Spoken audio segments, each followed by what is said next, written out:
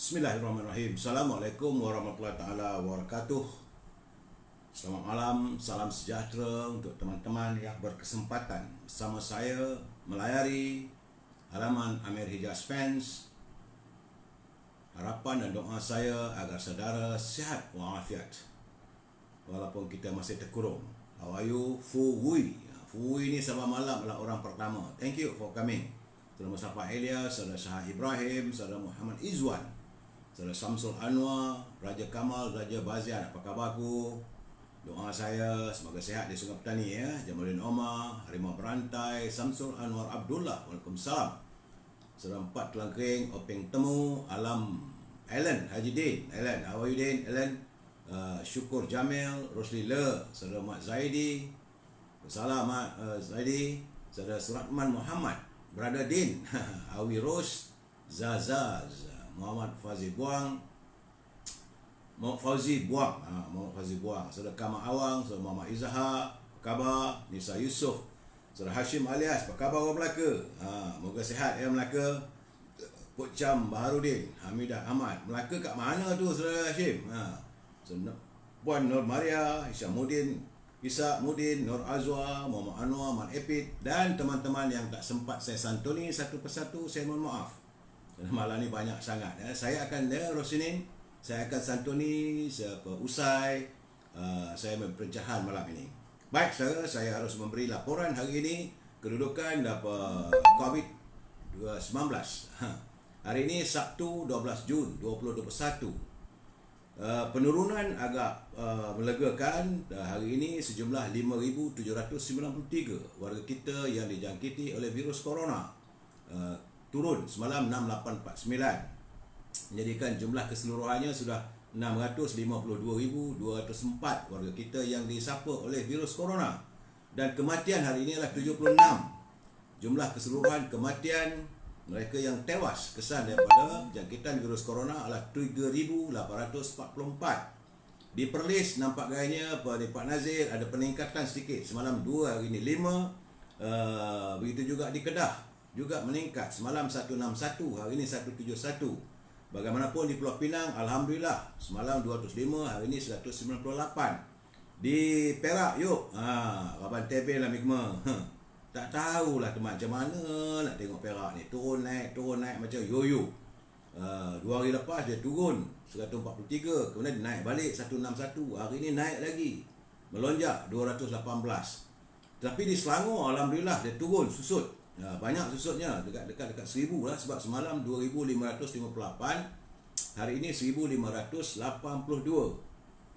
Dan keseluruhan warga Selangor yang dijangkiti oleh virus corona adalah 212,985 orang yang terkumpul saudara ya. Di wilayah persekutuan juga ada susut. Semalam 884, hari ini 559. Tapi di Putrajaya meningkat. Semalam 10, hari ini 23. Di Negeri Sembilan susut, tapi angkanya tidak begitu melegakan. Kerana semalam dia melonjak daripada 593, dia naik kepada 685. Dan hari ini masih lagi 618, angkanya 600. Jadi warga Negeri Sembilan berhati-hati, jaga kebersihan. Kalau tiada keperluan, duduk di rumah ya saudara. Di Melaka meningkatlah Saudara Hashim. Semalam 170, hari ini 178. Jumlah keseluruhan warga di Melaka yang dijangkiti oleh virus corona adalah 14,705. Di Johor juga ada peningkatan yang begitu ketara. Sebab agak lega semalam, daripada 524 dia turun 426. Tapi hari ini dia naik balik 504. Jadi gelembung di Johor itu bukanlah gelembung yang melegakan ya. Saudara Sulaiman Hassan, apa khabar Negeri Sembilan? Banyak tu akaun Negeri Sembilan ni, jang. Di Pahang juga ingatkan boleh lega lah, boleh bertahan dengan double digit. Sebab semalam 89, hari ini naik balik 121. Di Terengganu masih mempertahankan, mengekalkan double digit, tetapi naik sedikit. Semalam 66, hari ini 82. Tapi di Kelantan, Saudara Azmi, tak ada lega lah. Saya nampak sebab di Kelantan gelembungnya tiba-tiba polarnya semua meningkat balik. Kerana 4 hari lepas 340, dia turun 262, dia turun 248, hari ini dia naik balik 337 di Kelantan. Cik, sayang-sayang belaka, jagalah kebersihan. Kalau boleh janganlah ini keluar rumah, duduklah di rumah, rawatlah cinta kasih bersama keluarga saudara. Di Sabah seluruh sini begitu juga Sabah sebab Sabah ada peningkatan yang agak ketara. Sebab daripada dia turun 4 hari lepas, daripada 350 dia turun 232. Kemudian naik 3 hari lalu 233 dan naik lagi 309 dan hari ini terus meningkat 378. Pola di Sabah ada peningkatan yang agak ketara yang begitu membimbangkan kita. Begitu juga di Labuan. Labuan juga masih lagi angkanya ratusan. Sebab selama hari ini Labuan hanya macam di Perlis ataupun double digit je. Sebab daripada 106 dia semalam dia naik 176, hari ini terus naik 250. Tapi kelegaan sedikitlah, semoga dapat dipertahankan, dapat diteruskan, iaitu bagi warga di Sarawak. Sebab semalam di Sarawak 699, hari ini susut 569. Moga-moga di Sarawak terus susut, sebab kita bimbanglah sebab Sarawak ni dia punya gelembungnya tidak menentu. Baik saudara, itulah laporan yang sempat saya berikan berhubung dengan kedudukan COVID-19. Saudara ketukiran kita, apa khabar orang Johor? Semoga sihat walafiat orang Johor ya. Saudara Razwan Mustafa, saudara Jaj Al-Amin, saudara Siddiq Mat Noh dan Cik Dan. Hari ini tazkirah pendek kita hanya sekadar untuk pemikiran kita bersama. Andai anda melihat kanak-kanak sedang bermain, sebenarnya itulah masa silam kita.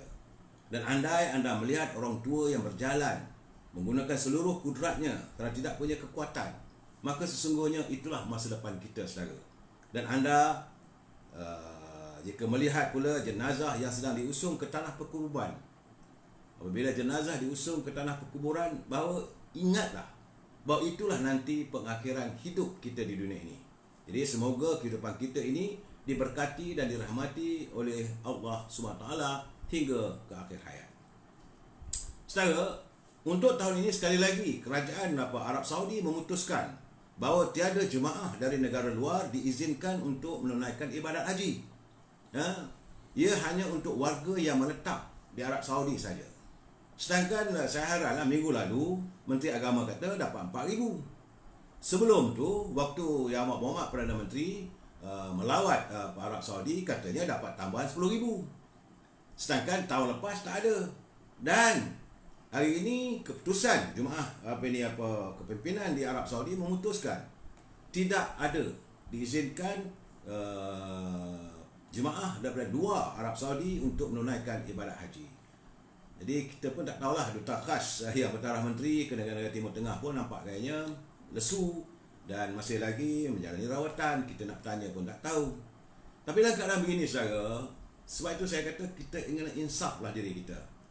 Harus berhati-hati kerana sabda junjungan ada mengatakan, saya ingat lagi, sabda junjungan mengatakan antara tanda-tanda hampirnya kiamat ini berlaku apabila umat Islam tidak lagi dapat melakukan ibadat haji. Dan tahun ini merupakan tahun kedua kita daripada Malaysia ni tidak dapat melakukan ibadat haji. La haula wala quwata illa billahil azim. Berdoalah saudara supaya Allah SWT mengizinkan kita bertandang ke bumi kecintaan kita, paling tidak pun untuk sujud di depan Kaabah ataupun dapat mencium aroma Hajar Aswad, paling tidak pun dapat juga duduk di Raudah menunaikan ibadat menunaikan solat berhampiran dengan makam Rasulullah. Saya berkesempatan masa musim haji, umrah, alhamdulillah sentiasa dapat peluang duduk di Raudah. Jadi duduk tafakur di Raudah, sambil tu buat semayang. Memanglah waktu itu bila kita solat tu terasa sangatlah syahdunya, heningnya. Kerana bila kita solat itu menghadap kiblat, belah kiri kita adalah makam Rasulullah SAW. Terasa bahawa kita melaksanakan ibadat solat itu bersama-sama dengan Rasulullah. Berdoalah saudara kita supaya dapat peluang lah agar kita dijemput atau dipanggil menjadi tetamu Allah. Ya saudara Taram Shah, terima kasih, kopi masih sedap lagi. Ya saudara Taram Shah berkirim salam pada semua teman-teman yang sempat melayari halaman ini. Saudara Taram Shah adalah daripada Muar, Johor. Apa orang Muar hujan ke saudara Taram? Baik saudara, mutiara kata kita hari ini ialah jika kita membuang sampah ke dalam lautan, artinya anda telah melakukan polusi ataupun pollutions atau pencemaran pada sungai ataupun lautan itu. Tetapi jika anda mencampakkan orang politik yang korup ke dalam lautan, ke dalam sungai, artinya anda melakukan solusi ataupun solution, menyelesaikan masalah. Jadi mana ahli politik yang korup tu kita campak je lah ke sungai, campakkan ke laut saudara. Itu sekadar ini mutara kata saudara ya. Baik. Salam impian moratorium dan kumpulan wang simpanan pekerja RM10,000. Ya, ingat saudara, bila berbelanja tanpa had, negara akan muflis. Dan kita masih lagi memohon agar pimpinan negara dapat menimbangkan moratorium ini dan juga pengeluaran wang simpanan pekerja. Sebab semalam saya dah jelaskan bagaimana kumpulan wang simpanan pekerja punya aset yang berbilion-bilion, bukan sikit, ratusan bilion. Takkanlah tak boleh buang, takkanlah tak boleh keluarkan dalam 5-60 bilion untuk memberi, menyantuni rakyat yang begitu tersepit hari ini. Saya pun dalam keadaan ini saya tak faham bagaimana kepimpinan yang berada di anjung kuasa Sri Perdana tak dapat memikirkan persoalan ini. Adalah sedikit sepatutnya cetusan hati bahawa rakyat dalam keadaan terhimpit hari ini. Ya saudara, tajuk perbincangan kita malam ini adalah di mana akhirnya legenda Datuk Seri Najib Tun Abdul Razak. Di mana akhirnya? Sebelum saya memberi pencerahan, kita santuni dulu apa kata Pak Nazir. Kata Pak Nazir melalui pantunnya, pisang sesikat sebiji pepaya, buah keranji berlimbing bersegi. Apabila dekat pilihan raya, tunggulah janji menggunung tinggi. Ini belum menyindir orang politik. Warga politik ni bila dekat pilihan raya ni, janjinya segunung tinggi.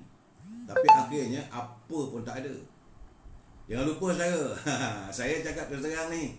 Sebab dulu pun pimpinan daripada PAS, sebab saya kata lebay-lebay ni, kadang-kadang menipu je.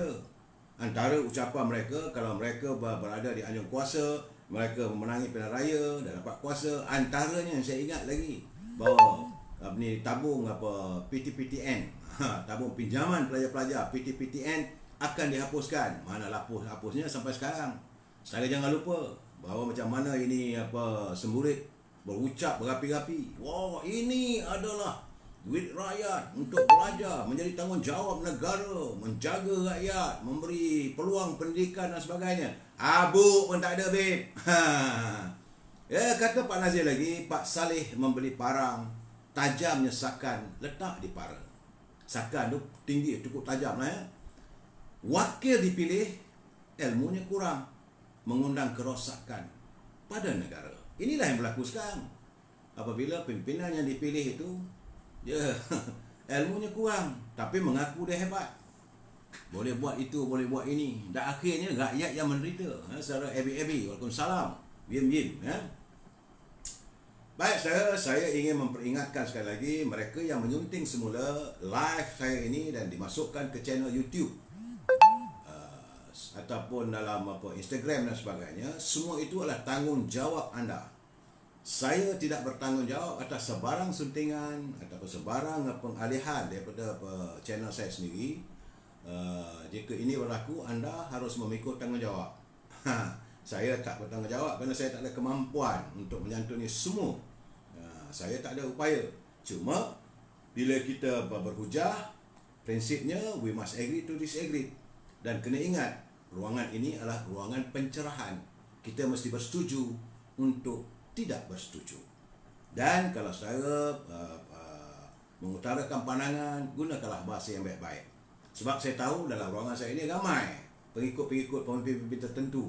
Jadi jangan setara lontarkan ayat-ayat yang menghina. Kalau mereka itu pemimpin, jangan kita hinakan mereka. Ingat saya, satu jari yang kita tunjuk pada orang, 3 jari kena pada kita. Ingat saya tu. Prinsip ini harus dipegang. Satu jari kita tunduk ke orang lain, 3 jari itu tunduk pada diri kita sendiri. Saya cuma sekadar memberi pencerahan. Saudara Rusni, suara Sabah, suara tak kuat. Macam manalah saya nak jerit lagi ni, Rusni. Tak mampulah saya kan sekarang ni. Sebab itu saya katakan teman-teman semua, tolong share di samping like supaya teman kita yang lain juga dapat mendengar pencerahan yang saya lakukan ini dengan jelas dan nyata sahaja ya. Jadi berbalik kepada permasalahan ini, saya mengharapkan teman-teman santuni dengan bahasa yang terbaik. Okey. Sebenarnya saya, apakah mereka tahu? Apakah mereka pimpinan di anjung kuasa di Sepedana bersimpati dengan warga yang kerja makan gaji hari?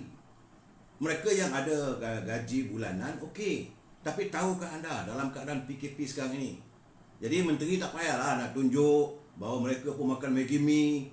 Tak perlu. Ataupun duduk sila makan nasi bungkus. Ini semua lakonan klise. Saya tengok benda tu meluat lah.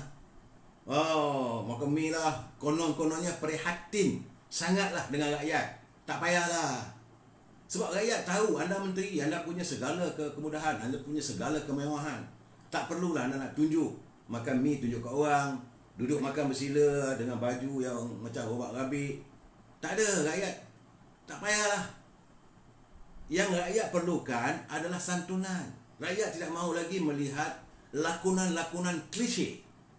Lelucon jadinya. Saya fikirkanlah apa untungnya. Apa keadaan sekarang ni? Macam pemandu teksi dan pemandu Grab. Mereka kais pagi, makan pagi.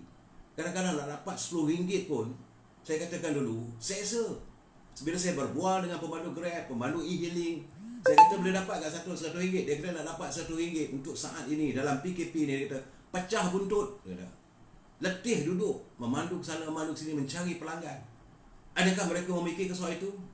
Macam mana dengan pengusaha van dan bas sekolah apabila sekolah ditutup?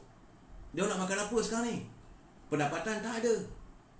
Makcik-makcik kantin yang buka kantin di sekolah yang dapatlah untung sehari RM10-20, hilang pendapatan bila sekolah ditutup. Macam mana juga dengan pekerja restoran dan kedai makan? Memanglah ada ramailah kedai-kedai apa nasi kandar dan sebagainya, ramailah pekerja daripada luar, tapi yang lokal ataupun warga tempatan yang bekerja restoran, bila restoran pun tidak lagi diizinkan untuk orang datang makan dan sebagainya. Apatah lagi abang-abang kita penjual sate, abang burger lagi teruk. Selalunya mereka buka selepas maghrib. Orang jual sate ni mana ada orang jual sate waktu pagi? Melainkan di Muar je. Tak boleh tanya dengan Sultan Ramsyah. Di Muar kalau dia makan mie rebus ataupun bandung, dia makan dengan sate. Itu di Muar. Tempat lain tak ada. Orang tak makan sate waktu pagi. Sate dimakan selalunya waktu malam. Mesti abang-abang sate kita ni bakar sate selepas maghrib.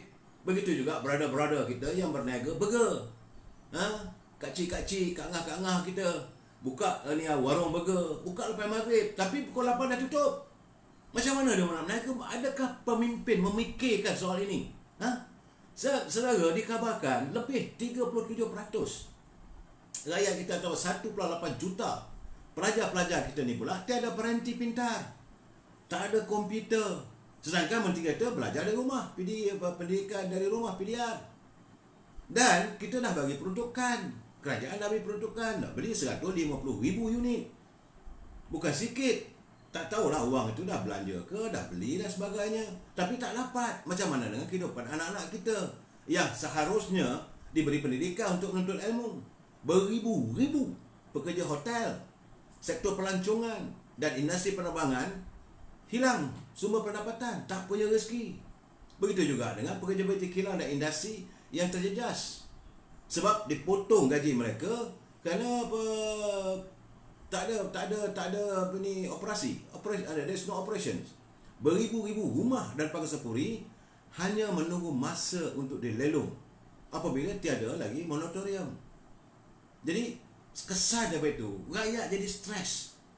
Sebab itulah saya dah laporkan 3-4 malam dulu berlakunya kejadian bunuh diri itu ramai. Itu bukan saya kata, itu laporan daripada pihak polis. Dan kesan perceraian rumah tangga. Jadi saya haraplah teman-teman yang berumah tangga ni santunilah kasih sayang dan keluarga saudara. Dan ibu-ibu, isteri-isteri, janganlah merengek yang bukan-bukan dalam keadaan suami yang begitu runsing. Sebab mereka akan cepat reaksi. Dalam keadaan begini, saya khawatir sebab laporan keganasan rumah tangga akan meningkat, suami isteri bergaduh. Akhirnya selama ini I love you, aku sayang pada kamu, sekuntum mawar merah berubah menjadi pelempang. Ini yang kita khawatir. Punca lain tak ada. punca suasana sekarang. Apakah pimpinan mendengar semua tu? Sebab sekarang ni betul saudara, life is not easy as before. Kehidupan hari ini tidak semudah dulu. Saya khawatir lah. Jadi bagaimanapun tadi saya berkesempatan berbicara dengan Datuk Seri Presiden UMNO. Dan beliau menzahirkan kegusaran beliau juga. Dia kata tapi nak buat macam mana sebab beliau tu bukan punya apa-apa jawatan. Dan UMNO bukan take the lead apa negara ini. Jadi beliau menzahirkan dalam kesempatan bicara dengan Datuk Seri Zahid Hamidi, dia mengatakan selepas hampir 2 minggu total lockdown, dengan keadaannya begini, maka rakyat bertambah lagi mengeluh. Dan kerajaan Perikatan Nasional melanjutkan lagi tempohnya 2 minggu lagi. Daripada pemilik perniagaan sehinggalah pandu teksi dan golongan penjaja, mereka semua ini berada dalam terkesan. Sebab itu beliau menuntut. Ya, apa yang boleh buat? Beliau cuma boleh menuntut dan meminta. Demi rakyat, beliau minta ihsan pimpinan negara, fikirkanlah mereka ni. Yang UMNO minta, kata Datuk Seri Zahid Hamidi, adalah pertama-tama sekali moratorium. Berikanlah moratorium ini, bukan ada guna duit kerajaan pun, cuma melegakan sedikit rakyat, tetapi bank mungkin tak dapat mengumpul harta kekayaan, tapi bank masih beruntung katanya. Saya bersetuju dengan pandangan dari Presiden UMNO, Datuk Seri Zahid Hamidi. Begitu juga dia kata, kumpulan wang sepanjang pekerja, Sinar ke, Lestari ke, yang mana masih lagi belum. Saya lontarkan benda ini bila saya dapat bercakap dengan beliau. Dia kata, Datuk Seri masih lagi ramai tak dapat, dia kata. Yang walaupun mereka sudah memohon dan kelulusan dah ada, tapi masih lagi drawdown tak berlaku. Dia kata itulah, dia kata keadaan sekarang ni. Sebab itu kita mestilah bersatu hati sama dengan rakyat, kita tuntut. Nak harapkan yang ada sekarang ni, dia kata tak tahulah, dia kata. Cuma saya kata, Datuk Seri jangan letih. Takkan letih. Kita akan terus memperjuangkan kehidupan rakyat. Sebab dia kata saya memikul tanggungjawab. Saya memikul aspirasi rakyat. Ini adalah UMNO. UMNO adalah parti yang tidak lain tak bukan memperjuangkan kehidupan rakyat. Terima kasihlah Datuk Seri kerana beliau masih lagi kasih dan sayang pada rakyat. Ini keadaan saya. Saya mengharapkan supaya pimpinan-pimpinan yang lain, menteri-menteri yang lain itu hormatlah Presiden anda. Terjerit-jerit Presiden seorang-seorang bercakap, anda berada dalam kabinet, takkan tak boleh bercakap. Takkan tak boleh bertanya dengan Menteri Kewangan. Ini macam mana ni? Presiden kami dah bercakap. Anda berada di situ atas tiket UMNO. Itu yang buat saya marah. So bila saya kata si Zahid Hamidi kata bila lagi nak tarik? Dia kata kita ada cara kita. Dia kata sabarlah, okey. Kita tunggu. Saudara. Jadi dalam keadaan sekarang ni, kerajaan kena faham. Pimpinan negara perlu faham. Perlu jelas understand apa yang dialami di peringkat bawah akar umbi. Anda tak terasa. Sebab itu kadang-kadang anda buat kenyataan yang bukan-bukan. Seolah-olah anda tidak dapat menyelami perasaan kehidupan rakyat yang begitu susah. Kerana bantuan tunai RM100 bagi bujang, kena RM300 dan RM500 bagi keluarga B40. 500 bagi peniaga PKS. Cukup ke? Untuk tempoh sekarang ni sejak PKP 3.0. Saya tak faham. Dan sekarang ni lanjutan lagi 3.0 tambah lagi 2 minggu. Dan dalam keadaan begini pula ada total lockdown. Yang kita hairankan bahawa ada juga pemis-pemis perniagaan lain boleh buka. Kedai LV boleh buka. Kerana menteri-menteri, siapa nak pergi beli? Rakyat biasa takkan jengah lah tempat itu. Tapi menteri, isteri menteri mungkin sibuk bershopping. Dalam keadaan sekarang mungkin kerana barang boleh jadi harga murah gamaknya. Sebab itulah kedai LV dibuka. Jadi menteri kena tengoklah benda begini. Jangan terus menghiris air mata rakyat. Jangan. Rakyat telah luka sekarang ni. Kehidupan mereka. Jadi Mac alias air Lestari jadi air gila. Saya tak apalah, dah dapat jugalah saya ketawa sedikit, saya senyum sedikit dalam menyantun saudara. Macam sebab kita tengoklah. Sebab tu kalau kata apa nak jadi pada Makcik Kia? Makcik Kia jual goreng pisang, takkan ada duit nak pergi beli barangan daripada IV produk tu. Saya pun tak fikirlah benda tu. Ini keadaan. Lepas tu yang paling memenangkan saya sikap U-turn. Sekejap ke kiri SOP-nya, sekejap ke kanan SOP. Kita jadi pening. Semalam saya katakan, mana kawasan-kawasan yang tidak lagi jangkitannya tinggi, kalau di bawah 100 ataupun 150, biarkanlah mereka untuk berniaga, untuk mereka menjalankan kehidupan, mencari rezeki. Ini tidak total lockdown. Tak boleh bergerak, semua terpenjara dalam rumah. Duduk di rumah, letih. Saudara letih, saya juga letih. Cuma nasib baiklah sebab saya sibuk sikit melayari untuk mencari bahan-bahan untuk kita memberi pencerahan. Itu keadaannya. Saudara, jadi kita mengharaplah pimpinan negara prihatinlah sikit. Kemudian saya tengok satu kenyataan yang amat memeranjatkan saya. Kenyataan ini lahir dan datang daripada seorang menteri yang menjaga hal ehwal undang-undang. Menteri Jabatan Perdana Menteri. Sombong. Mungkin kerana dia geram tengok sebila Yang Mulia Pertuan Agong memanggil ketua-ketua parti politik untuk bersemuka, menghadap tuanku, sebab tuanku sudah mau mengetahui apa perkembangan rakyat di bawah, macam saya katakan semalam. Bahawa baginda cuba untuk mendengar dan menyantuni kehidupan rakyat.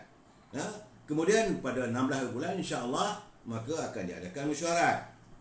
Jadi mereka sudah mula digugat ketakutan. Mereka sudah mula merasa kalau begini nanti Raja-Raja Melayu buat keputusan nanti tarik balik darurat ni, habis aku ni, ataupun paksa diadakan sidang parlimen sebab, maka keluarlah kenyataan.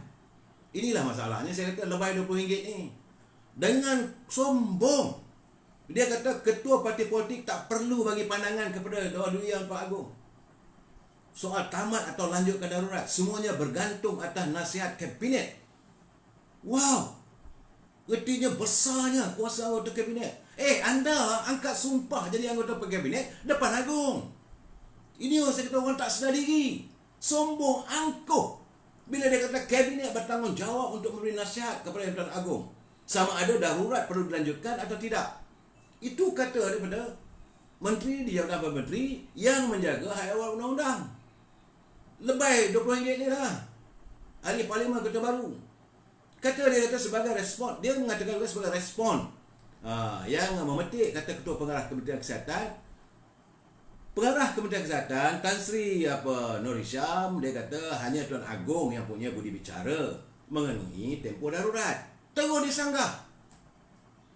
Saya tak faham lah sekarang ni. Masing-masing dah merasakan diri mereka besar hanya bergelar sebagai seorang menteri dalam keadaan negara darurat. Inilah keadaan saudara. Jadi saya hairan bagaimana seorang menteri boleh mula kenyataan begitu. Apakah itu tidak menyinggung pihak istana? Sedangkan di bawah kuasa darurat, absolute power dekat ada pada Raja-Raja Melayu. Saya sebagai rakyat Melayu, warga bangsa Melayu, apabila raja saya, istana saya disinggung, tentulah saya marah. I don't care who you are. Tapi kena ingat, sewaktu anda nak dilantik sebagai menteri tempoh hari, anda angkat sumpah dengan siapa? Pakai baju hitam, serba hitam, jaga elok-elok sampai betul angkat sumpah wabillahi wa ta'ala. Tanpa mengangkat sumpah depan Agong, maka anda tidak akan jadi menteri. Dan kena ingat, hanya Perdana Menteri saja yang punya 4 perkara yang tidak boleh berhenti. Sama dia mati, dia gila, ataupun dia nak berhenti dengan sendiri, ataupun hilang majoriti di parlimen. Tapi Menteri Agong boleh pak begitu saja. Jangan mendahului. Don't feel that you are great. Sepatutnya apa dia kata adalah menjadi tanggungjawab Jemaah Menteri untuk terus menasihati Ketua Duli Yang Pertuan Agong Yang Pertuan Agong selaku Ketua Utama Negara dalam membuat satu keputusan mengenai kedudukan dalam tempoh darurat. Dia pula nak bagi nasihat. Terpulang pada Agong lah. Saya tak tahulah sampai macam ni lah level pemikirannya. Inilah level pemikiran menteri yang ada sekarang ni. Sebab itu negara hancur bocai. Seolah-olah Agong ni tak ada kuasa. Sepatutnya bila dah darurat, kuasa kabinet dah dipulangkan balik kepada Duli Yang Mulia Pertuan Agong. Kena ingat ni, kuasa kabinet dah dipulang. Kabinet hanya bertindak jika masih dikekalkan oleh Duli Yang Mulia Pertuan Agong. Ini fakta. Malah ketika proklamasi darurat disiarkan, baginda telah pun menubuhkan jawatan khas. Jawatan kuasa khas inilah yang akan menasihati Duli Yang Mulia Tuan Agong how to run the country. It's not the cabinet. Dalam darurat kabinet dah tak ada sepatutnya. Ini masalahnya. Jadi tapi caranya dia bercakap ni tak ada fikir langsung lah sama ada ini isu ni sensitif atau tidak pada pihak istana. Dan apakah mereka mau memberitahu pada rakyat bahawa Duli Yang Mulia Tuan Agong ni tak ada kuasa, yang ada kuasa Menteri Kabinet. Is it what you want to say? Saya kata lambat siang lah Wabi. Balik Kota Baru lah kalau itu keadaan anda. Ya sekarang ni saya berhubung ada sahabat saya seorang peguam muda. Dia kata masalah kerajaan Perikatan Nasional ni, mereka ni dah tak ada third party validator. Sejak mereka memerintah negara ini, mereka seolah-olah tidak berhubung dengan pihak ketiga untuk mendapatkan pandangan dan nasihat. Jadi main langgar saja. Jadi sebab itu sekarang ni pun apa-apa kenyataan mereka ni macam cacah barbar. Beliau yang belajar undang-undang. Dia kata semenjak waktu pindahan perlembagaan dahulu, itu kalau dalam keadaan negara normal, Bala Duli Yang Mulia Tuan Agong akan mendapat nasihat daripada anggota jemaah kabinet yang dibentuk. Tapi jangan lupa kabinet ini bertanggungjawab pada Agong. Bertanggungjawab, bukan memutuskan, untuk memberi nasihat, untuk meneruskan darurat ke ataupun menghentikan darurat atau minta supaya parlimen ini bersidang. Ini kuasa Agong. Sudahlah anda seolah-olah bercanggah dengan Agong kata bolehlah buat sidang parlimen walaupun ada darurat. Tak juga berlaku. Sebab itu dicabar oleh Timbalan Speaker Datuk Seri Osman, Datuk Seri Azlina Osman. Nah ini keadaannya masing-masing nak tunjuk kuasa. Tapi apa pun dia kata zaman Dr. Mahathir dulu buat pindahan perlembagaan betul. Kalau waktu itu belum adanya perintah darurat. Kalau dah ada perintah darurat, everything dah dipulang balik pada Agong. Jadi kepada mereka-mereka yang berada di anjung kuasa tu, insaf dirilah. Jangan merasakan diri anda itu besar. You are not that great. Okay? Jadi pada rakyat, saya ingat bersabar, bertenang. Kita tengoklah. Inilah keadaannya. Saya menyampaikan pencerahan ini supaya mereka yang bergelar menteri itu faham. Jangan merasakan diri mereka itu absolute power. Mereka tertakluk kepada Duli Yang Mulia Yang di-Pertuan Agong dan Raja-Raja Melayu. Negara ini ada tuan dia. Tuan dia Raja-Raja Melayu. Hormat. Jangan tunjuk kita, jangan agak, jangan tunjuk lagak kita. Anda dilantik. Setelah dilantik itu mengangkat sumpah depan Agong. Macam mana anda boleh kata Agong tak ada kuasa? Kuasa mesti ikut nasihat daripada menteri. Carilah ayat yang lain. Menteri akan menjunjung kasih dengan tuanku. Kita akan memberi pandangan. Jadi pada mereka-mereka yang mewakili parti-parti politik menyembah kenyataan pada Duli Yang Mulia Tuan Agong, biarlah Duli Yang Mulia Tuan Agong menghalusi, dan kita di peringkat kabinet akan menyantuninya supaya demi kemaslahan ini dapat ditangani bersama. Kan sedap. Ini tidak tunjuk kuasa. Ini yang saya rasa tersinggung yang amat sangat. Bagi saya, if you touch on my king, memanglah anda akan berhadapan dengan saya. Memang saya makilah. Cuma saya takkan gunakan ayat-ayat yang vulgar ataupun ayat-ayat yang tidak melambangkan kepribadian kita. Kami rakyat ni nakkan Datuk Seri Najib Razak and Zahid. Saya bercakap saudara, ni sebab saya nak sekarang ni saya saudara, ya. Jadi memang saya bersetuju. Berkali-kali 3-4 malam dulu pun saya dah bercakap. Kalangan ahli-ahli warga, penyokong Datuk Seri Anwar Ibrahim berkeyakinan bahawa negara ini boleh dipulihkan kalau seandainya Datuk Seri Anwar Ibrahim dilantik sebagai Perdana Menteri. Saya setuju, tak ada kata saya tak bersetuju. Jadi saya tak menafikan. Tapi kalau benar mereka mahu agar Datuk Seri Anwar Ibrahim sebagai pemimpin utama, kenapa tidak diperhalusi keadaan? Cuba saudara lihat, waktu Kerajaan Pakatan Harapan memerintah dulu, Datuk Seri Anwar Ibrahim tidak diberi apa-apa jawatan. Waktu itu, Tun Dr. Mahathir menjadi Perdana Menteri. Benar, Datuk Seri Anwar Ibrahim dibebaskan dari penjara dengan izin dan persetujuan dulu Yang Mulia Pertuan Agong, bebas. Tapi berkali-kali saya katakan pembebasan itu, dia negara kita ni negara hukum, ada undang-undang. Ada dua jenis, iaitu pembebasan tanpa syarat dan pengampunan sepenuhnya. Masalahnya untuk mendapat pengampunan sepenuhnya mesti ada daripada majlis pengampunan. Ini yang saya katakan bahawa mungkin, saya tak tuduh, mungkin inilah dia punya kelicikan politik Dr. Mahathir. Sebab itu sepanjang beliau jadi Perdana Menteri, dia tak bagi langsung Datuk Seri Anwar Ibrahim pegang apa-apa jawatan. Malahan masa nak menyerahkan jawatan kepada Datuk Seri Anwar Ibrahim sebagai Perdana Menteri, sebagaimana ada perjanjiannya, tidak dilakukan. Cuma dia tak cakap saja. Dia berdalih sana, berdalih sini. Sebab saya merasa yakin dia menyimpan sesuatu. Dan sebab itu kalaulah Datuk Seri Anwar Ibrahim nak dilantik, dia akan menggunakan isu ini. Mereka gunakan isu ini, adakah Datuk Seri Anwar Ibrahim mendapat pengampunan? Jangan lupa saudara, waktu Datuk Seri Anwar Ibrahim bertanding di Parlimen Port Dickson dulu, menteri sekarang ni, Taqiyuddin, mewakili parti PAS, kerana beliau adalah calon PAS menentang Datuk Seri Anwar Ibrahim.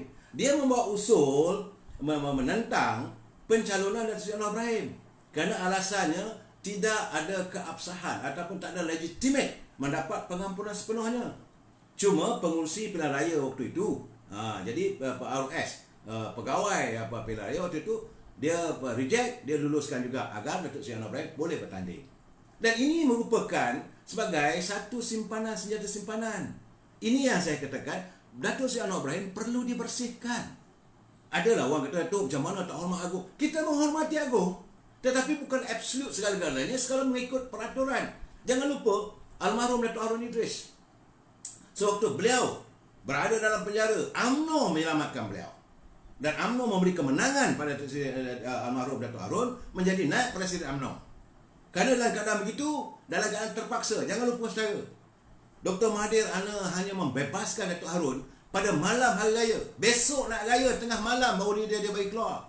Itu pun bukan pengampunan sepenuhnya. Dan almarhum Datuk Harun terpaksa tunggu beberapa bulan untuk mendapat pengampunan sepenuhnya, baru boleh memegang jawatan. Saya ini presiden, saya tengok benda begini, saya bersetuju. Tentulah benda ini tidak, anda yang penyokong dan mengharapkan Datuk Seri Anwar Ibrahim ini merasa kecewa. Saya harus memberi pencerahan. Saya bukan menentang, tidak. Saya harus memberi pencerahan supaya kita faham. Dan ini juga yang sedang berlaku. Mereka mau meleburkan keadaannya. Dan hari ini UMNO sendiri berhadapan. UMNO bergulat dengan suasana di mahkamah apabila presidennya diheret ke mahkamah kerana tidak mau tunduk atas kehendak mereka. Mereka mahu UMNO ni sujud, tunduk, melutut kepada parti yang berkuasa, yang dimenangkan oleh rakyat. Rakyat dah buat keputusan memilih Pakatan Harapan sebagai kerajaan. Okey, tapi dia minta supaya semua ada di Parlimen UMNO en bloc masuk menyertai sana, hapuskan UMNO. Dan ini tidak akan dilakukan oleh Datuk Seri Zahid Hamidi. Beliau mengatakan tak boleh, ini amanah, dan beliau redha lakukan apa saja dia sanggup berhadapan. Sebab itu sampai hari ini beliau bergulat dengan mahkamah. Nah ini saya memberi pencerahan supaya saudara faham. Jangan kita terus buat terjahan. Ni sebab di Malaysia ni bila dah buat mahkamah tu orang dia jatuh hukum. Kita tidak boleh menjatuhkan hukuman di atas mahkamah terbuka begini. Mahkamah ada dia punya rule of law-nya, ada cara-caranya. Yang kita sebab itu warga UMNO kita berlapang dada, kita tunggu apa keputusannya. Tapi jangan kita menjatuhkan hukum. Jangan kita menjatuhkan hukum. Orang tu tak bersalah lagi. No one is guilty unless proven by the court. Tidak ada sesiapa pun boleh dikatakan bersalah melainkan setelah dijatuhkan hukuman oleh mahkamah. Itu yang dialami oleh UMNO. Dan hari ini, saudara, saya melihat hari ini, sebab dalam wall boleh katakan hari-hari bila saya buat pencerahan, Datuk Seri Najib adalah calon Perdana Menteri yang terbaik. Saya setuju. Bosku terbaik, setuju. Bukannya ribu sahaja, juta orang nak. Cuma saya tidak mahu anda merasa hampa bila ada benda-benda yang kemudian ini yang akan berlaku. Saya harus memberi penjelasan supaya kita lebih bersedia. Ya, warga netizen betul, maukah Datuk Najib kembali melalui kepada negara? Warga netizen yakin Datuk Seri Najib mampu merubah kehidupan rakyat yang terus berada dalam lenjan kehidupan yang serba memeritkan ini. Tapi sedarkah anda? Tanpa keputusan rayuan kes perbicaraan hukuman 12 tahun, tanpa keputusan apa yang berlaku dalam YNDB, satu senjata mereka telah gunakan, iaitu lembaga hasil dalam negeri. Ini yang kata with stroke of pen. Ini boleh memusnahkan total karier Datuk Seri Najib. Tahukah anda, pemimpin yang anda harapkan untuk kembali berada di anjung kuasa si perdana bakal mengalami kehilangan segalanya. Segala-galanya beliau akan hilang. Beliau hilang kehidupan. Beliau berada dalam keadaan situasi yang berkelana. Sudahlah sekarang ni pun, sebab itu saya bangkitkan berkali-kali. Mana dia teman-temannya yang selama hari ini yang menimba kekayaan, mereka mendapat laba yang begitu besar sepanjang Datuk Seri Najib menjadi Perdana Menteri. Mereka 5 tahun, mereka 9 tahun lamanya, mereka mengumpul kekayaan. Jumpa Datuk Seri Najib, minta itu, minta ini. Ada yang bergelar billionaire, ada yang bergelar jutawan misegera. Jutawan di sana, jutawan di sini, projek beratusan juta semua. Di mana mereka saat Datuk Seri Najib berada di mahkamah? Di mana mereka? Nak datang pun takut. Kerana nanti kalau nampak dilihat sokong, aku hilang kontrak. Ini keadaannya. Ina Sakinah S2O terbaik. Aduh, ini satu hal lagi.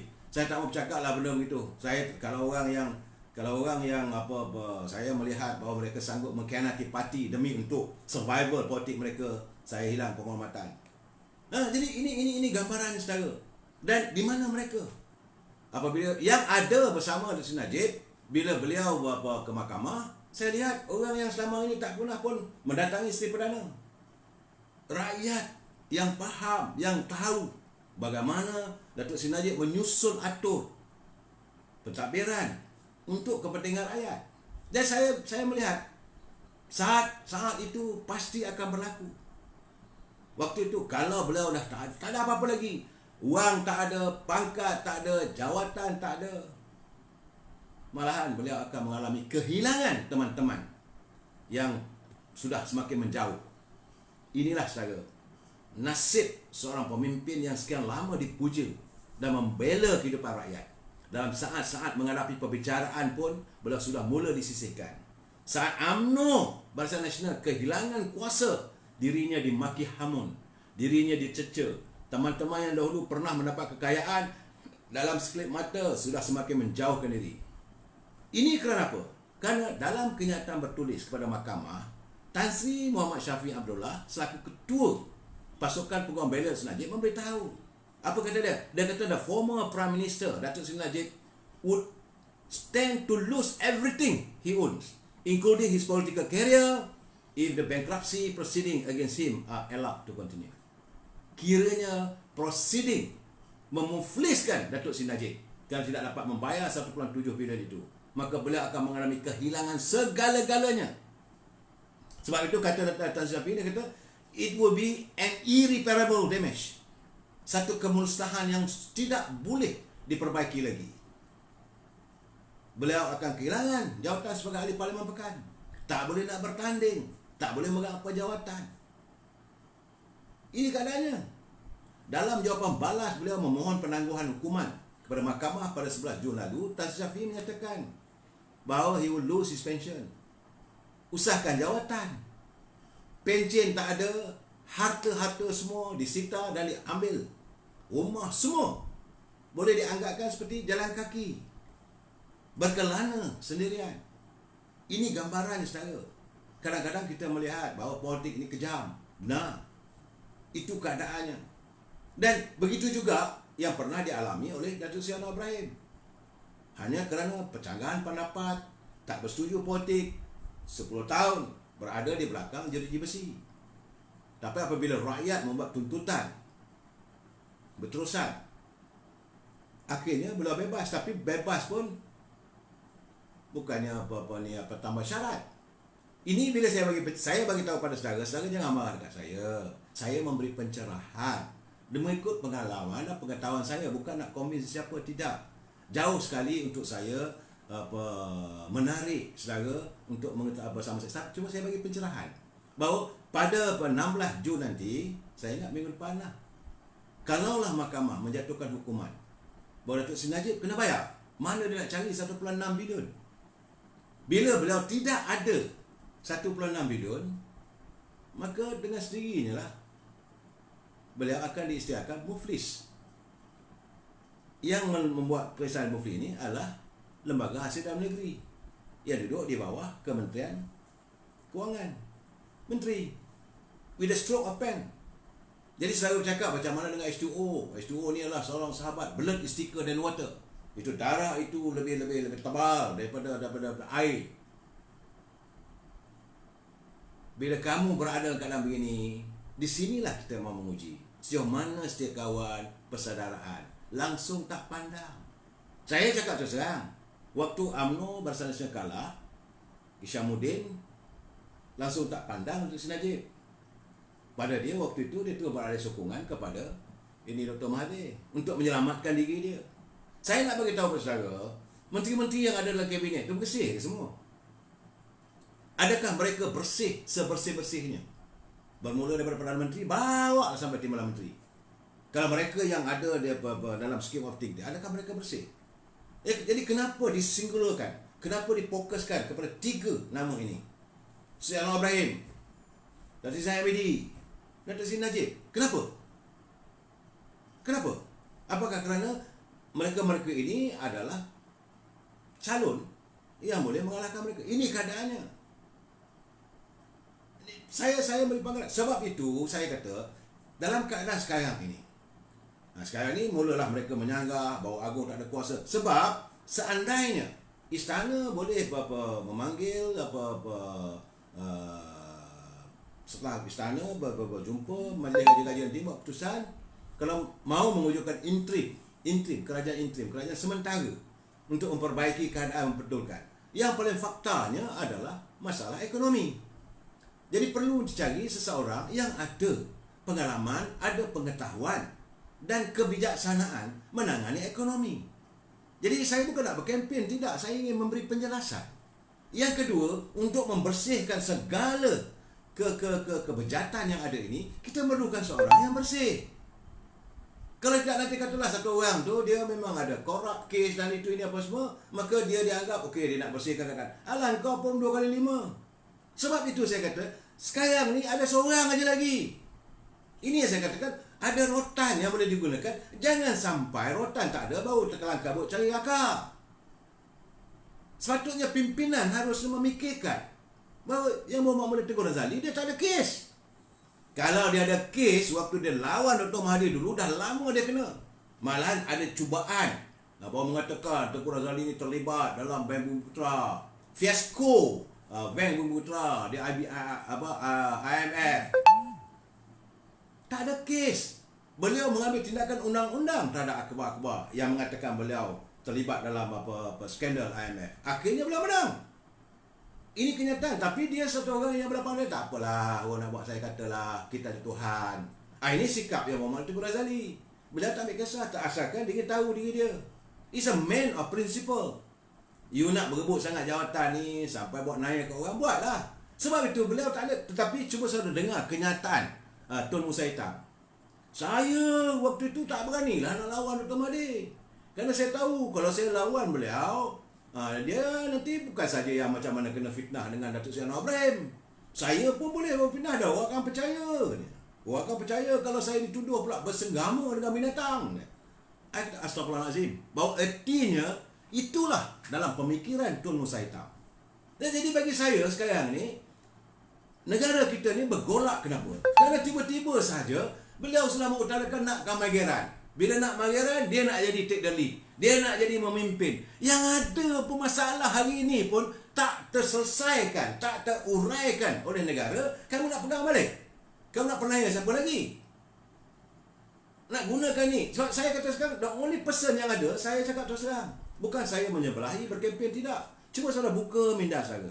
Seandainya ada kerajaan sementara menanti dalam tempoh 6 bulan ataupun 2 tahun sehingga berlaku pilihan raya nanti, ambil lah. Kita ada satu orang yang mau mula lari. Tapi kita kena berpandang dada. Jangan kita memikirkan dalam keadaan sekarang ni mesti bagi. Ini yang saya harapkan bahawa warga Parti Keadilan, jangan gopoh kita memikirkan bila tak dapat nanti reformasi berak jalanan. Ini masalah. Begitu juga dengan para penyokong yang mengharapkan supaya Datuk Seri Najib kembali dalam pentadbiran. Dalam sekarang tak boleh. Kalau kita negara rule of law. Kalau hari Isnin ataupun hari Jumaat nanti mahkamah memutuskan Datuk Seri Najib sebagai bankrupt, that is the end of it. Tarash. Nah, sebab itu memerlukan seseorang. Begitu juga dengan Datuk Seri Hamidi juga. Kalau mahkamah putus begini, hancur. Parti UMNO pun habis lingkup. Sebab itu sekarang dalam keadaan begini perlu diselamatkan. Saya tak maulah nak menuduh apa semua, tapi saya melihat jajaran kehidupan sekarang ni, jajaran politik perlu diselamatkan. Saya setuju dengan pandangan Saudara Rizal Ndau. Saudara Rizal, menurut saya, dia kata rasanya kalau nak bertukar kerajaan, buatlah kerajaan campuran katanya. Dan dilantiklah seorang PM interim. Tapi libatkan semua parti. Cuma yang telah menjadi menteri sekarang ni katanya tak perlulah dilibatkan lagi. Betul, saya setuju. Barisan kabinet interim ni, yang nanti ni biarlah tak ramai. Mereka yang benar-benar bersih. Ini untuk melakukan pembersihan. We need to do some cleaning. Kita memerlukan pembersihan agar negara kita kembali dilihat sebagai negara rule of law yang kita menangani setiap masalah itu secara tertib. Dan saya melihat, mungkin saudara tak bersetuju dengan saya, terpulang.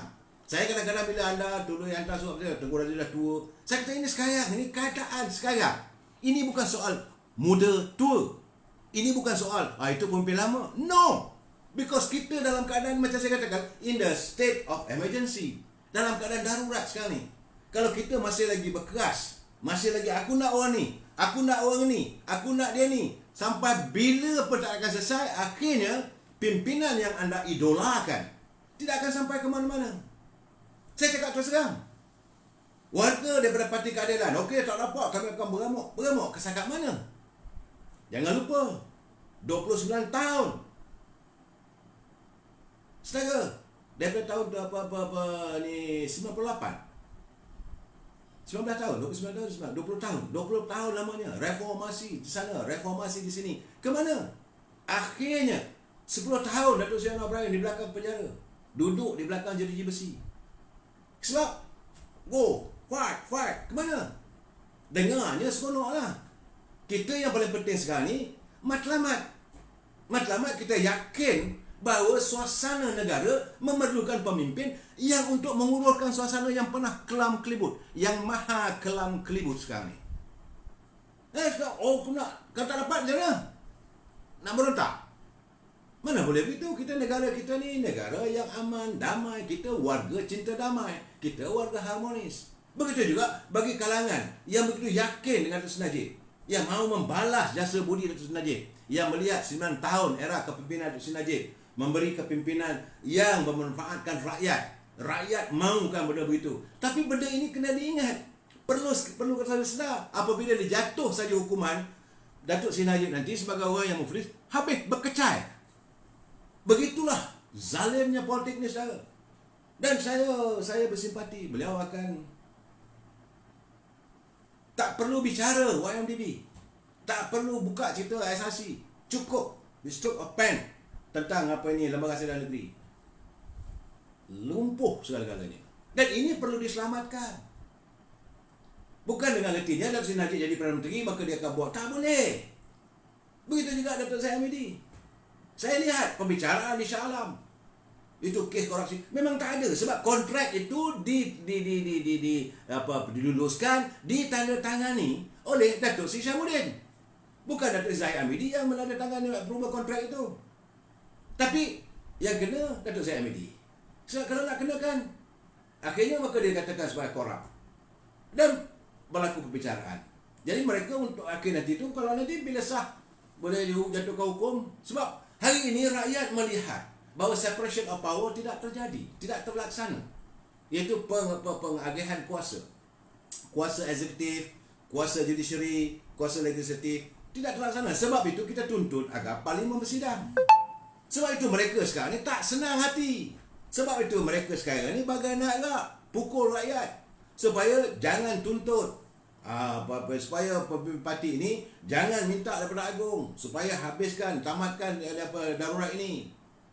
Bila tak ada darurat, maka persidangan parlimen akan berlaku. Bila berlaku persidangan parlimen, mereka tahu untung nasib mereka. Ini keadaannya saya memberi pencerahan saja. Dan sebab itu saya kata, the only way, kalaulah ada izin, kita sama-sama berdoa. Lahir seorang yang Muhammad Tukur Razali, dia pegang untuk interim, untuk sementara, bukan nak jadi nak longkat langit. Tak ada, saya bersembang dengan beliau, dia pun macam, alah, dia kata yang sudah tersudahlah, biarlah dia orang aja lah. Tak boleh. Ini masalah untung nasib negara, untung nasib anak cucu kita. Saya pernah cakap, tinggi sikit suara kita, minta ampunku, Patik minta maaf. You have to come in dalam keadaan sekarang untuk menyelamatkan keadaan. No, they have a lot of other leaders. Let them. Tak boleh. Okey lah, yang orang Melayu Tengku tak ada lah anak, tak ada cucu. Tapi bagaimana saya ada cucu? Bagaimana generasi kita akan datang? Warga bangsa kita akan datang. Negara dalam keadaan sekarang ni dah koyak gabak. Pimpinan perlu disantuni semula. Jadi segala masalah ni perlu diselesaikan. Sebab itu saya berkali-kali supaya saudara agar membuka minda sedikit. Jangan saudara terus dapat menjuruskan orang ini tak sesuai. This is not a time untuk mengatakan orang ini sesuai dengan tak sesuai. Apa yang dikatakan oleh saudara Rizal Endau betul. Dah habis selesai dalam tempoh 6 bulan ataupun setahun atau 2 tahun, sampai musim pilihan raya nanti, berlawanlah, berperanglah. Masing-masing parti keadilan ke, parti UMNO ke, parti PAS ke, lebay-lebay ini nak tanding, parti PBM, bertandinglah. Siapa yang rakyat pilih, maka dialah yang akan mentadbir negara. Nah ini keadaannya saudara sekarang. Because negara sekarang ini dalam keadaan cukup teruk. Ekonomi bukan lagi menghudung saudara. Ekonomi kita right di bawah nun. Di jurang-jurang yang penuh menakutkan. Rakyat hidup dengan penuh keresahan. Tidur malamnya sentiasa terganggu oleh mimpi-mimpi ngeri. Betul, rakyat dah pening. Segala-galanya dah koyak. Bukan koyak gabak. Kehidupan keluarga, harmonis berkeluarga, tak ada.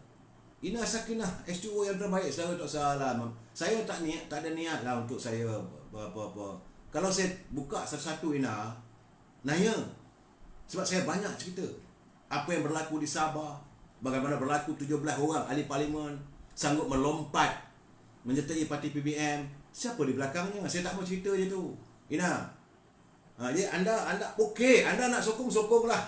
Anda terbaik, bila anda kata terbaik tu saya big question mark. Big question mark. Banyak cerita helikopter, cerita kapal, cerita itu, cerita ini. Saya bukan saya tak kenal, saya kenal. Sebab saya kenal waktu saat dia mencabut kerih. Itulah saatnya saya meninggalkan pergerakan pemuda UMNO. Sebelum itu saya memang bergiat dalam pergerakan pemuda UMNO. Selepas itu peralihan daripada Tuan MBD naik H2O. Cabut kerih. Jangan main-main. Tapi sarung, ibas. Alin kayu, jangan main-main. Jangan main-main dengan kita ya. Dengan main-main pemuda UMNO. Lepas tu pergi melutut. Perdana Menteri Australia, jangan cakap sembarangan pada Perdana Menteri kami ya. Jangan. Lepas tu melutut. What type of leader you are? Saya malas nak cakap lah. Sebab itu saya tak mau cakap. Ini orang tak ada. Bagi saya tak ada dalam diary saya, dalam senarai tak ada. Kalau dia jadi Perdana Menteri, carry on lah. Tambah-tambah pula kalau dia jadi Perdana Menteri bersama dengan Azmin Ali. Malam besok saya nak ulas. Bertambah makmurlah negara kita ini. Penuh dengan keceriaan. Perdana Menteri bangun pukul 11 pagi. Happy go lucky, pergi ke office, masuk pejabat, lepas tu masuk parlimen, boleh submit. Boleh? Dan sebab itu saya kata, kita kena mencari seorang pemimpin. We are talking about leadership. Kita bercakap soal kepimpinan. Sebab baginda Rasulullah SAW menyatakan, apabila kamu lantik seseorang yang tidak ada kelayakan, dan yang meminta-minta untuk jawatan itu, kamu tunggulah kemusnahan yang akan berlaku. Jangan kamu beri jawatan itu kepada orang yang meminta-minta. Kerana kalau kamu berikan jawatan kepada orang yang meminta-minta, dia juga akan melakukan kerosakan. Sebab itu saya kadang-kadang selalu saya pergi ada kesempatan dulu sebelum COVID, sebelum PKP semua ni, ada peluang makan tengah hari dengan bawa pada Tengku Razali. Saya cakap, kena. Dia kata, tak apalah. He is the most reluctant. Sebab dia untuk nak pergi bertanding, nak keluar duit, dia tak akan buat. Dia bukan mau jadi warlord in politics. Dia tidak akan menggunakan wang, ini bagian ini sokong saya. Jaga ni 30,000, jaga ni 100,000. Dia tak akan membeli jawatan. Because tu dia kata buat apa? Untuk apa kita nak kejar sangat jawatan ni? Dunia ni tak kekal. Kena ingat, inilah tanggungjawab. Jawatan itu adalah tanggungjawab yang terpikul di bawah kita. Kita kena memimpin ummah. Dan jangan kita membohongi rakyat. Dan apabila kita berkempen, undilah saya akan buat itu, saya akan buat ini. Sangguplah macam saya kata tadi kan? Makan Maggi Mee sanggup. Ini keadaannya. Yang bagi saya sekarang ini, kalaulah diizin, sama-sama kita berdoa agar negara ini dapat diselamatkan. Tapi saya yakin Allah masih sayangkan bumi tercinta ini. Masih sayangkan umat Jawi ini. Orang Melayu ni kita panggil umat Jawi ini. Kita ini adalah dipanggil umat Jawi. Di bumi ini yang mempunyai kita mengamalkan Islam yang benar-benar syumul. Saya berkeyakinan Tuhan masih sayang pada kita. Cumanya pimpinan kadang-kadang mau memisahkan antara kita dengan Allah SWT. Sebab itu masjid ditutup dan sebagainya. Sebab itu mereka lebih mengutamakan hiburan daripada rumah Allah. Tak apalah, tapi jauh dalam hati kita berdoa. Ya Allah, ya Tuhanku, selamatkanlah bumi ini. Dan bagi saya sekarang ni, kita cuma ada satu lagi. Kalau tak ada dia juga, terlewat, tak tahulah apa nak jadi akan datang. Saya bukan seorang peramal, tapi saya melihat bunga-bunga kalau orang lain meneruskan. Sebab kalau nak diteruskan dengan kerajaan pimpinan Perikatan Nasional hari ini, saya tidak nampak. Saya tidak nampak ada cahaya. Tak nampak saya. Lebih dalam keadaan apa? Kemurungan. Pergilah ke mana-mana pun dalam sekarang ni. Nak pergi memang tak boleh pun. Di rumah sekarang ni. Saya dapat call kawan-kawan semua. Tu letih lah. Saya nak buat macam mana? Sebab mereka membuat keputusan yang kita tak tahu. Sama ada keputusan itu logika ataupun tidak. Kerana mereka kononnya berdasarkan kepada faktanya, data dan sains. Kita sambung lagi malam esok. Kita bincang lagi. Wabillahi taufiq wal hidayah. Assalamualaikum warahmatullahi wabarakatuh. Selamat malam, selamat beristirahat, selamat berhujung minggu dan duduk terkurung di rumah. Sekian, terima kasih.